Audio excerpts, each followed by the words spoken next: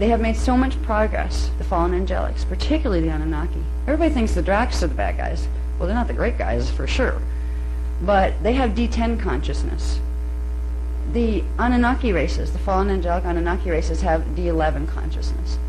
It's a whole notch above. They're smarter, they're trickier.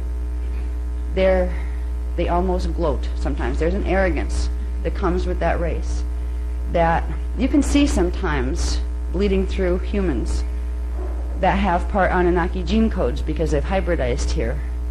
An arrogance level that comes through with race supremacy. In a real just, I'm better than you because I am. You know, this kind of stuff. This is such an Anunnaki vibe. Such a distortion of their gene code. When you're dealing with Draconians, it's kind of like dealing with sharks. A shark sees food, it's going to eat it. You're not going to sit there and reason with it. You're not going to change its mind. But it's just like a basic instinct-driven, not a lot of thought process on it. Anunnaki are shifty. They're the ones that will come in and say, we're your space brothers. We created you. Aren't you so glad? Why don't you follow us now? You know, they're trying to talk to the channels right now. They're talking to our channels. Just like they did in the biblical period when they tried to hijack the Christ mission. Just like they did in Atlantis when they tried to hijack, and they did a very good job at hijacking, what the Grail Line races were trying to do to protect the Atlantean territories from their invasion. If you check out the internet, it's scary. Do you know how many people are talking to space people and all sorts of gods of ancient times? Everybody's talking these days through channels. Unfortunately, channels don't realize they have a 15-dimensional structure, and if they don't seal it to D12, anything can come in and call itself anything from D11 on down. They're being tricked. This is what they've done before. They don't come in. You have to be really not real intelligent if you just come in and raid something and say, we're going to take over your planet. No, you make friends with them.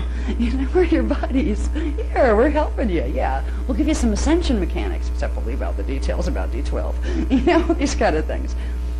It's really scary what's going on here, because you have a mainstream population saying, oh, you know, New Agers are airheads, so don't listen to them, they don't know anything.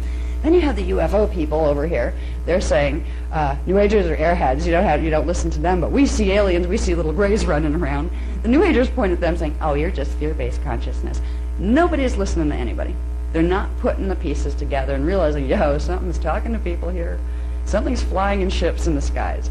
Maybe we're being visited, and maybe they're not friendly. This is what's going on. There's not time left to try to take 25 years to convince the politicians or to convince the people in government that, you know, there might be a problem here. Part of them already know there's a problem here because they created it. Because in the 1930s they signed treaties with the Zeta races, which are a Draconian-backed race.